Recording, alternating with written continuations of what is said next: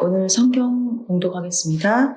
에스더 4장 13절에서 16절입니다. 모르드게가 그를 시켜 에스더에게 회답하되 너는 왕궁에 있으니 모든 유다인 중에 홀로 면하리라 생각지 말라.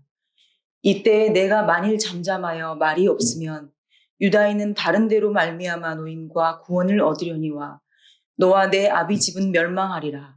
내가 왕후의 위를 얻은 것이 이때를 위함이 아닌지 누가 아느냐. 에스더가 명하여 모르드게에게 대답하되 당신은 가서 수산에 있는 유다인을 다 모으고 나를 위하여 금식하되 밤낮 3일을 먹지도 말고 마시지도 마소서. 나도 나의 시녀로 더불어 이렇게 금식한 후에 규례를 어기고 왕에게 나아가리니 죽으면 죽으리이다. 아멘. 요즘 큐티 하시는 우리 교우들은 에스더 이야기를 계속 지금 봐왔습니다. 네. 오늘도 오후에도 에스더 얘기를 아마 나누면 할 것 같아요. 여러분, 성경 이야기 중에 영화로 가장 많이 만들어진 이야기 중에 하나가 에스더서입니다. 왕과 함께 하룻밤, 죽으면 죽으리이다, 왕후 에스더 등등이 있죠. 지성과 미모의 대명사로 알려져 있는 왕후 에스더는 소설이 아니고요, 그리고 실제 인물입니다. 실존 인물입니다. 구약 에스더서는 이렇게 시작이 되죠. 1장 1절 보니까 이 일은 아수에로 왕 때에 된 것이니. 궁금합니다. 아수에로 왕은 누구지?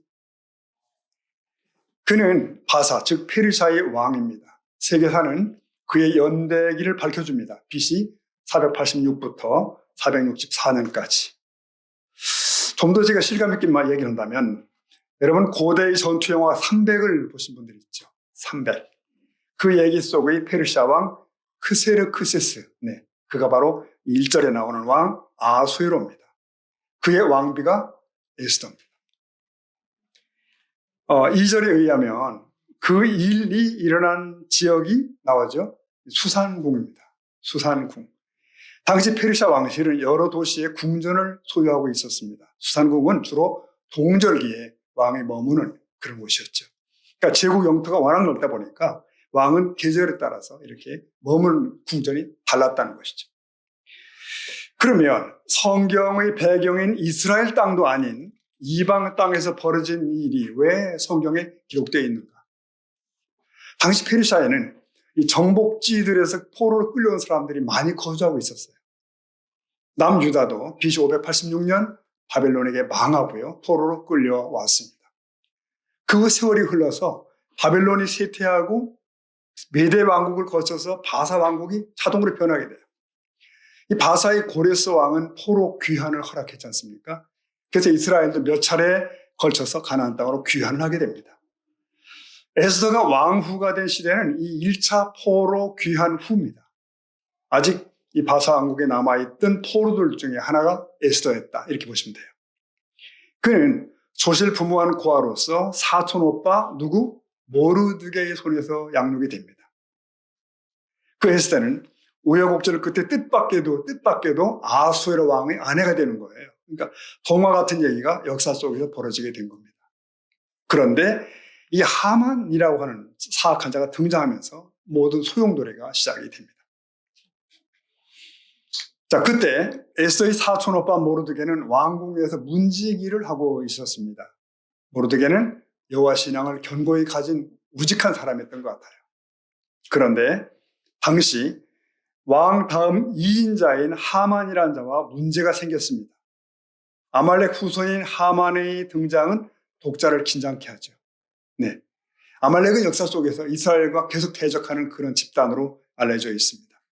그 하만이 위세를 하면서 성을 드나들 때 모르드게는 하만에게 절하지 않았습니다. 이것이 하만의 분노를 유발시키죠. 하만은 이 유다인들을 민족적 감정으로 몰살시키려고 그에게를 음모를 꾸미게 됩니다. 그런데 그 하만의 악한 음모를 허락하고 인장까지 내어준 이는 아수에로 왕입니다. 그럼 아수에로는 왜 그런 무모한 음모를 인정을 했을까? 너무 쉽게 허락한 거 아닐까? 당시 역사적 상황은 뭘까?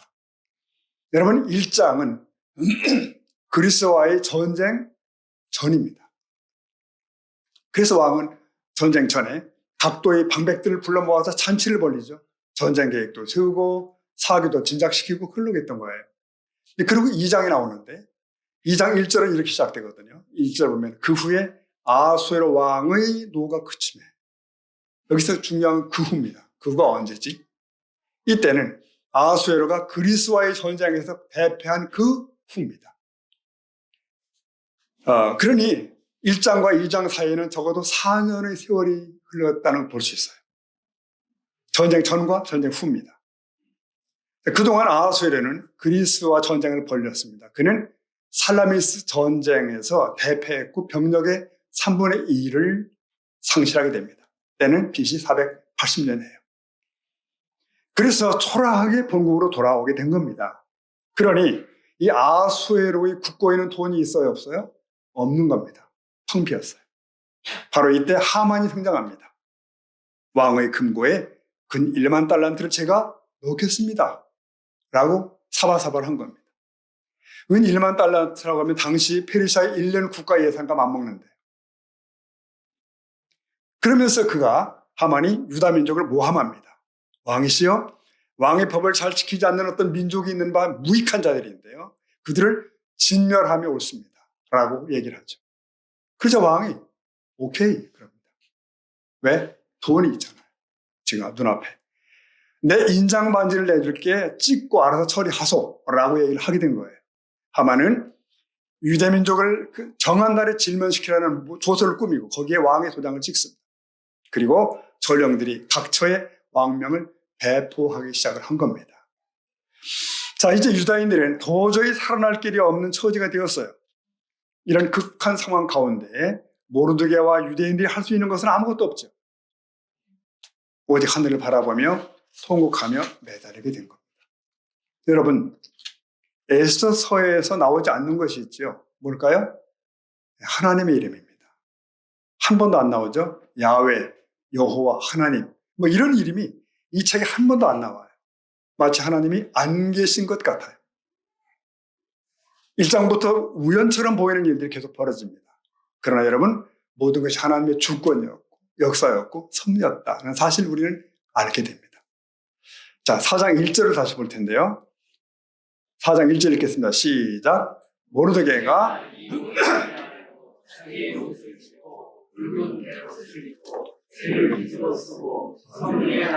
대송.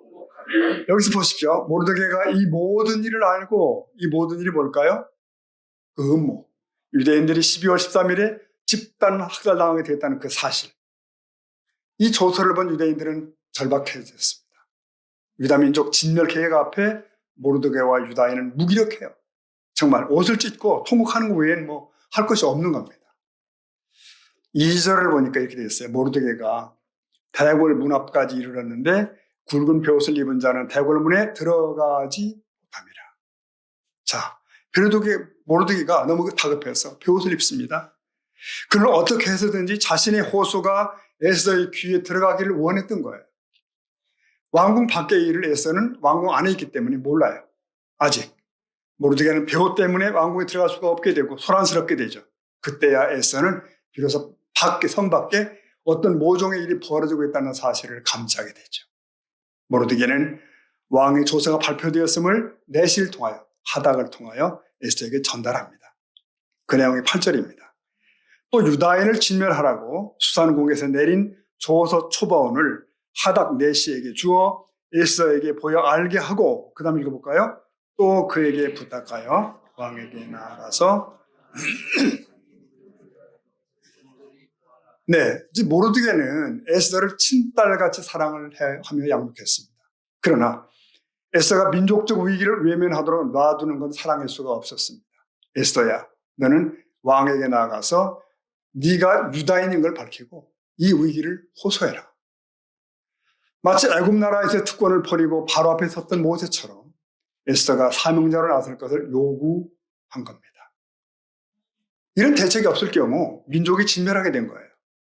자, 모르드게는 에스더가 왕후가 되는 것이 바로 이 때를 위한 하나님의 섭리로 보았던 거예요. 문제는 에스더가 왕 앞에 나아가려면 자기가 유다인인 걸 먼저 밝혀야 되는 거예요. 이제 에스더는 자신의 신분을 더 이상 감출 수가 없습니다. 하지만 모르드게는 정확한 판단으로 에스더에게 앞으로 되어질 일을 예측합니다. 14절 그 내용이에요. 이렇게 얘기합니다. 이때에 네가 만일 잠잠하여 말이 없으면 유다인은 다른 데로 말미암아 노인과 구원을 얻으려니와 너와 네 아버지 집은 멸망하리라. 그 다음 읽어볼까요? 내가 왕의 자리를 얻은 것이 네. 그러니까 이런 말이죠. 하나님이 너를 왕이 되게 한 것은 혼자서 잘 먹고 잘 살라고 주신 것이 아니라는 거예요. 네가 그 자리에 있는 목적은 이때에 내 민족을 구하라고 하셨다. 그리고 만일 이 사명을 피하면 어때요? 유다인은 다른 데로 말미암아 구원을 얻으려니와. 맞죠, 여러분? 하나님은 당신의 자녀들을 절대로 방치하지 않으십니다. 자, 그렇게 되면 문제는 너와 네 아버지 집이 망한다는 거예요. 즉 하나님께서 주신 소명을 거부한 자에게 임하는 심판이 있음을 얘기를 한 겁니다. 보십시오, 여러분. 이런 말은 알면서도 조언하기 힘든 말이죠. 너와 네 아버지 집은 망할 거야? 네, 어렵죠. 하나 모르드게는 이 부담스러운 직언을 서슴지 않았습니다. 내가 왕후의 자리를 얻은 것이 이 딸을 위함이 아닌지 누가 알겠느냐? 에스더의 소명을 일깨우는 거예요. 여러분, 요즘 멘토라는 말이 있지 않습니까? 멘토. 경험과 지식을 많이 가진 사람이 경험이 부족한 사람이 조언하고 지원해주는 그 역할을 하는 사람, 멘토. 세상 경험도 많지만 영적으로 성숙했던 모르드게는 에스더의 참 멘토입니다. 참 진정한 멘토였어요. 우리 사회생활 속에서 우리 청년들은 멘토가 필요하죠. 그 멘토가 신앙적으로도 균형이 잡힌 사람이면 참 유익합니다. 필요하죠. 특히 교회 공동체에서 그 일이 이루어져야 한다고 봐요. 먼저 신앙생활하는 분들은 나중에 믿는 분들은 참 멘토가 돼줘야 된다. 저와 여러분이 다 그럴 수 있게 축복합니다. 하나님이 역사를 어떻게 만들어가는지 아십니까? 천사들 동원하시겠지? 그건 전에 많이 그러셨습니다. 오늘날 어떻게 하시나요? 하나님의 역사는 하나님의 사람들을 통해서 만들어져 갑니다. 그러니까 존재의 사명을 깨달은 자들을 통해서 하시는 거예요. 내가 여기 존재하는 것이 왜 이유가 뭘까? 내가 오늘에 사는 이유가 뭐지? 그 의미를 하나님 앞에서 고민할 필요가 있어요. 물으셔야 돼요. 보십시오. 에스더는 고민에 빠졌을 겁니다. 왕에게 나아가자니 목숨이 위태롭고 피하자니 동족들이 학살될 것 같아요. 자기 집도 망할 거예요, 그러면. 그래서 이제 에스더가 보낸 회답. 네. 이게 명문이죠. 네. 16절에 보니까 당신은 가서 수산에 있는 유다인을 다 모으고 당신은 모르드게입니다.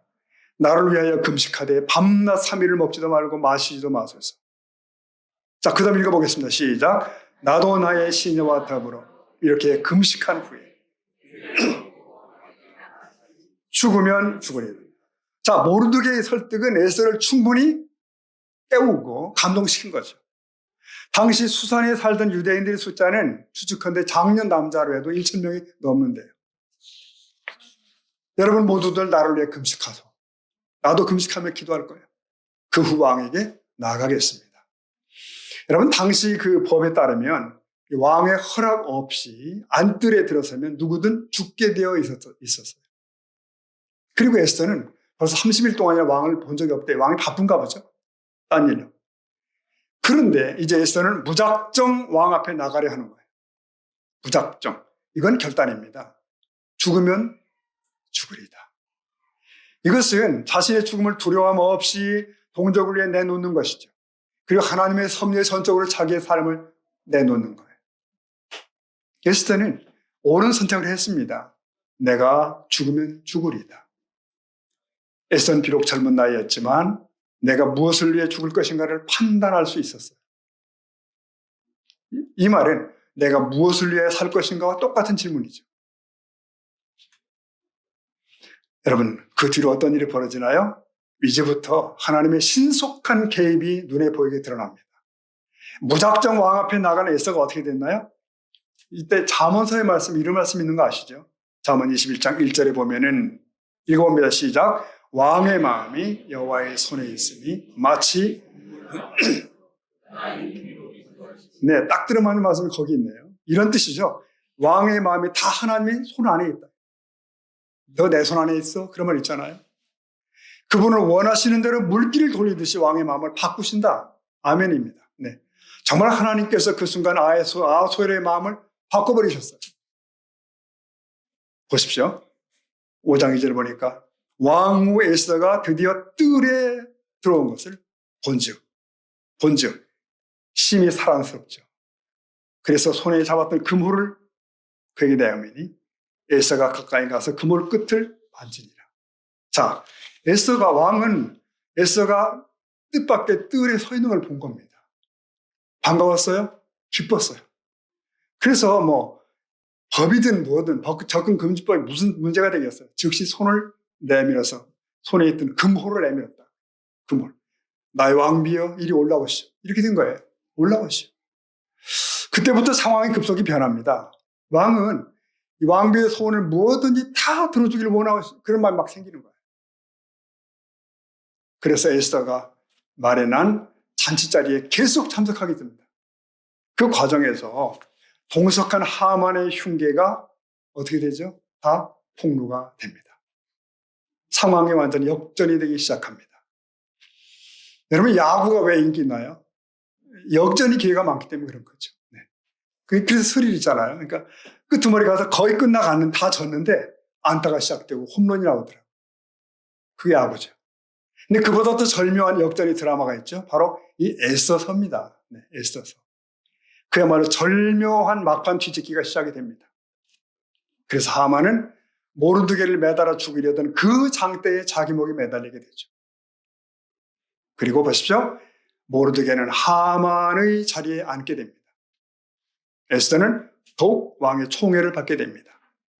또 놀라운 것은 모르드게가 총리가 되고 유대인이 그들 사이에서 인정을 받게 된 거예요. 그리고 이걸 본 페르시아 백성들이 감동을 받네요 또. 그래서 너도나도 하나님 믿고 유대인으로 귀화를 시작합니다. 유대인으로 귀화. 이런 신기한 일이 벌어집니다. 하나님의 선교가 그렇게 그때 시작된 것 같아요. 8장 17절 이렇게 돼 있죠. 왕의 어명이 이르는 각 지방, 각 읍에서 유다인들이 즐기고 기뻐하여 뭐죠? 잔치를 베풀고 그날로 명절을 삼으니 그 다음에 읽어봅시다. 본토 백성이 유다인을 두려워하여 유다인 되는 자가 많더라. 네, 참 놀랍습니다. 기뻐해서 잔치를 베풀었다. 근데 그날이 불임절이죠. 부르, 그러니까 제비 뽑다. 그런 거죠. 하만이 제비 뽑아서 그 날을 잡았는데 그날이 바로 유대인이 승리날이 되었다는 거예요. 잔치날이 되었다는 거예요. 이 명절을 오늘날까지 그들이 지키지 않습니까? 이스라엘을. 네, 유대민족 전체가 죽기로 결정됐던 날, 오히려 그날이 잔칫날로 바뀐다는 이야기로서 에스더서가 끝나게 됩니다. 자, 좀 생각을 해보십시오, 여러분.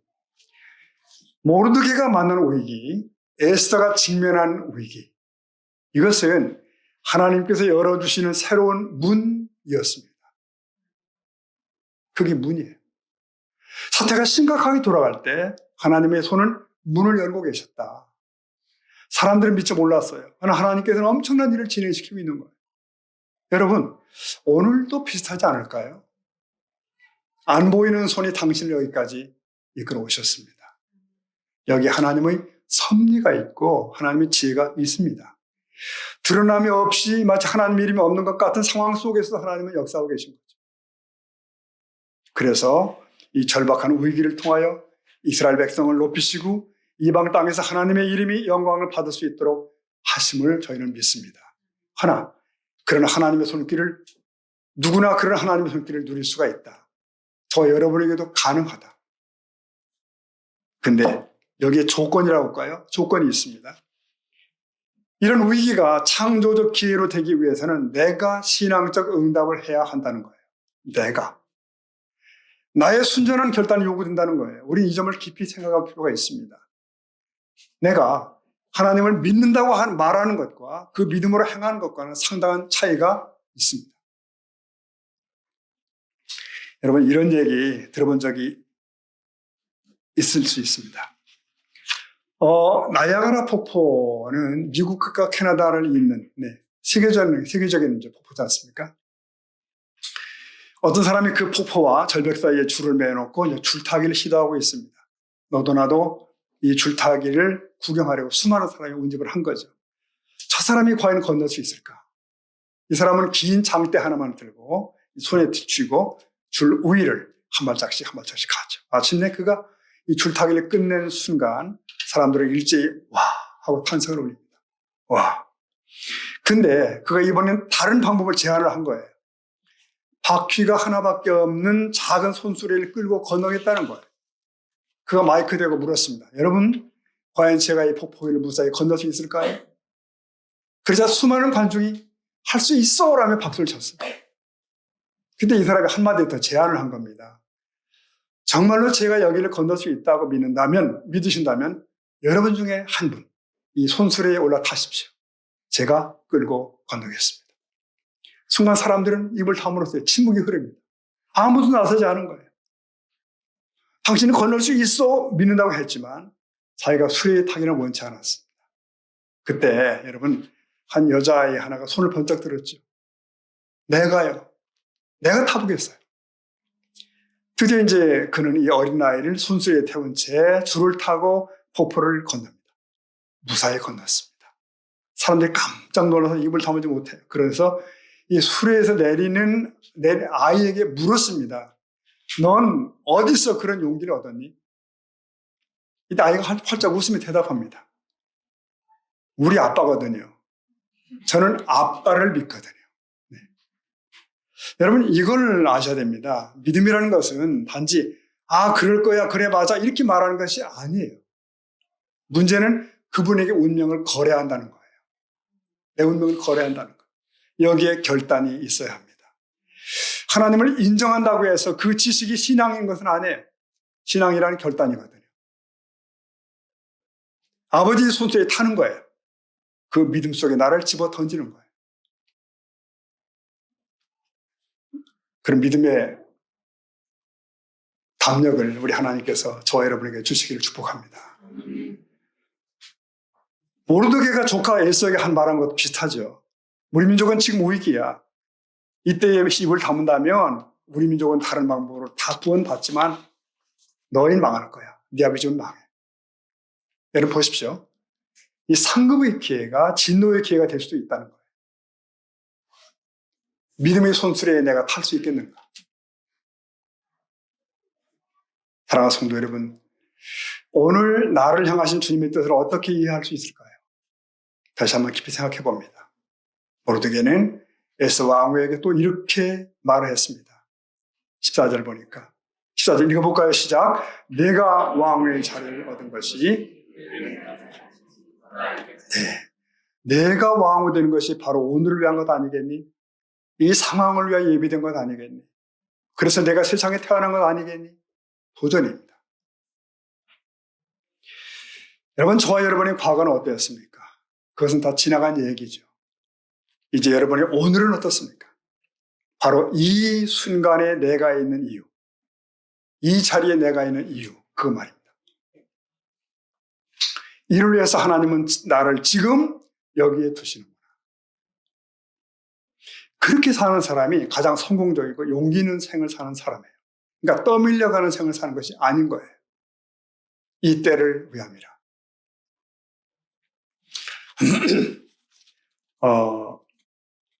우리가 수요일 날 계속 창세기를 봤잖아요. 거의 끝나갑니다. 거기 이런 내용이 있었죠. 창세기 45장에 보면은 애굽의 총리가 된 요셉이 자기 형들을 만나는 장면 기억하시죠? 지난날 형들은 이 어린 동생 요셉을 팔아먹었어요. 가진 고생을 한 끝에 요셉은 애굽의 총리가 됩니다. 세월이 흘러서 애굽 왕의 꿈이 요셉이 해몽한 대로 이루어지죠. 애굽은 물론 온 나라들이 흉년이 들었어요. 요셉의 형들은 양식을 구하러 애굽으로 왔습니다. 그들은 총리 앞에 무릎을 꿇습니다. 근데 앞에 있는 총리가 누구죠? 네, 자기들이 해코지한 요셉입니다. 이걸 알게 된 저들이 벌벌벌 떠잖아요. 그때 요셉이 형들에게 한 말을 꼭 기억하셔야 됩니다. 45장 5절 보니까 창세기 당신들이 나를 이곳에 팔았으므로 근심하지 마소서 한탄하지 마소서. 그 다음 읽어봅시다. 시작. 하나님이 생명을 앞서 보내십니다. 자, 당신들이 나를 팔았다고 해서 내가 보복할까 두려워하지 마십시오. 왜? 당신들이 나를 판 것이 아니라 하나님께서 우리 백성을 구하시기 위해서 먼저 저를 애굽으로 보내신 것입니다. 여러분, 요셉은 팔려온 자가 아니라 뭐죠? 보냄을 받은 것입니다. 이것이 신앙인의 현실관이에요. 형들은 그를 분명히 팔아먹었고 그는 팔려왔어요. 그러나 그는 팔려온 자로 살지 않았습니다. 보냄받은 자로 살아가고 있었습니다. 현실을 보는 눈이 근본적으로 달랐던 것이죠. 우리는 어떻게 살아가고 있을까요? 가정에서, 그리고 우리 직장에서.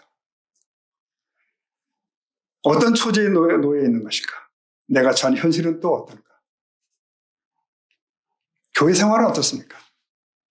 오늘이라는 시간에 이 새소망 교회에 왜 있는 것이죠? 그저 할 수 없어 그렇게 살아가는 거야. 그런 걸 것일까요? 결코 그런 것은 아닐 겁니다. 우리는 보냄을 받았거든요. 한번 따라하실까요? 우리는 보냄을 받았다. 네, 그게 요셉이 얘기잖아요. 그리고 우리 삶 아닐까요? 요셉은 팔려가는 생이 아니고 끌려가는 노예가 아니에요. 보냄받은 사명의 사람입니다. 그래서 요셉은 말합니다. 창세기 45장 7, 8절입니다. 읽어볼까요? 시작. 하나님이 큰 구원으로 나를 당신들 앞서 보내셨나니 그런즉 하나님이시라. 하나님께서 나를 보내셨다. 나는 보내심을 받은 것이지 누구 손으로 팔려서 여기 온 거 아니에요. 이 사실을 깊이 붙들고 있었던 겁니다. 이게 요셉입니다. 요셉의 삶이 빛난 이유가 그거죠. 자, 에스더의 말을 다시 한번 듣습니다. 내가 사흘 동안 기도하겠소. 당신도 기도하시오. 내가 왕궁의 규례를 어기고라도 왕 앞으로 나가겠소. 죽게 되면 기꺼이 죽겠소. 라고 다짐합니다. 여러분, 바로 이런 사람을 통하여 하나님께서 오늘도 역사하시는 줄로 믿습니다. 이 마음에는 이기주의가 없어요. 인간적 계산이 없습니다. 자기만 챙기는 마음도 없어요. 다 내려놓고 하나님의 뜻만이 이루어지이다 하는 그 순간에 서 있는 거죠. 역사의 주인이신 그분을 붙드는 순간입니다.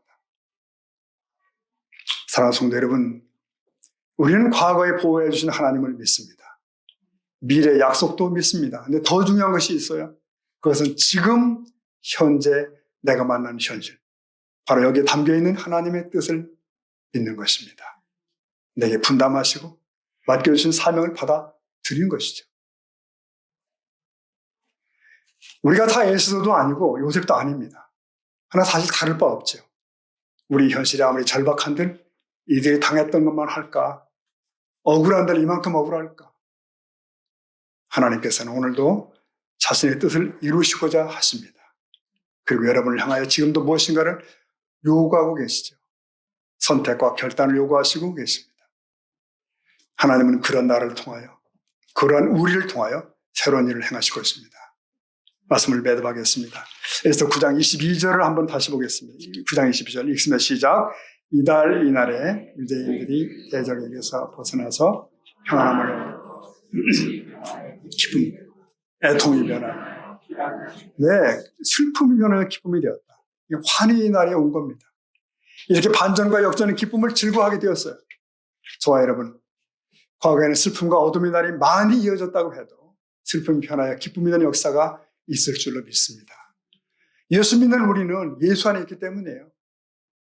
인류 역사 속에서 가장 반전의 스토리를 만들어내신 분이 상본인이 바로 예수님이십니다. 그는 반전과 역전의 주인공이에요. 멸시와 모함을 받아 십자가에 죽으셨습니다.